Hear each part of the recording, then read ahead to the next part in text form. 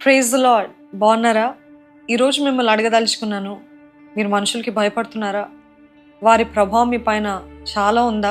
నన్ను ఎన్నోసార్లు ఆకట్టుకున్న ఈ మాట, నాకు దైవ భయం పుట్టించిన ఈ మాట, మొదటి సమూయేలు గ్రంథము 15 అధ్యాయం 24 సౌలు ఇలాగన్నాడు, జనులకు జడిసి వారి మాట వినినందున నేను యెహోవా ఆజ్ఞలను నీ మాటలను మీరి, అంటే సమూయేలు ఒక మాటలను మీరి పాపము తెచ్చుకుంటుని. చూడండి, ఈరోజు మీరు దేవుని కంటే ఎక్కువగా మనుషులు ఏమనుకుంటారో అని ఆలోచిస్తున్నారా? దేవుడు ఏమనుకుంటున్నాడో పక్కన పోయిందా?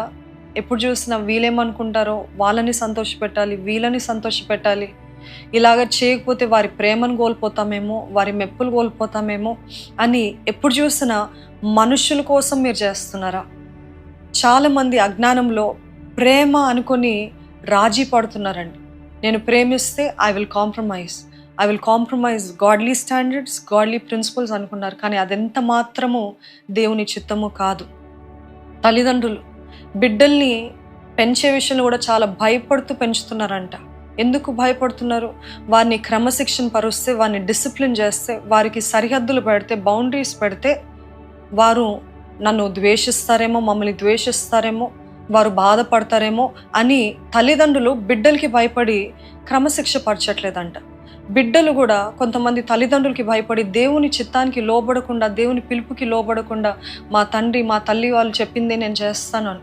ఒకవేళ అది తండ్రి చెప్పేది దేవుని చిత్తంలో ఉంటే తప్పకుండా చేయండి, కాదు అనట్లేదు. కానీ దేవుడు మీకు ఒక పిలుపు, దేవుని చిత్తము మీ ఎడల బయలుపరిచి అయినప్పటికీ కూడా నేను వీని సంతోషపెట్టాలని చేస్తుంది ఎంత మాత్రం దేవుడికి నచ్చదని జ్ఞాపకం చేసుకోండి. ఈనాటి కాలంలో చూడండి, యవనస్తులు అంటారు, వారి ప్రేమికుల కోసం ఎంతైనా రాజీ పడుతున్నారు, వారి దేహాలు అప్పచెప్పేస్తున్నారు.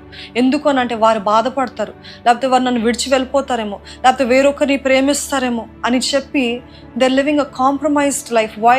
Out of fear of man, out of fear of people. What are you doing out of fear of people? సామెతలు 29 అధ్యాయం 25 చెప్తుంది, fear of man is a trap. తెలుగులో అయితే అది అంతగా వివరంగా రాయబడలేదు, కానీ భయపడుట వలన ఉరి కలుగును అని ఉంది, కానీ మనుషుల భయము వలన ఉరి కలుగుతుందని జ్ఞాపకం చేసుకోండి.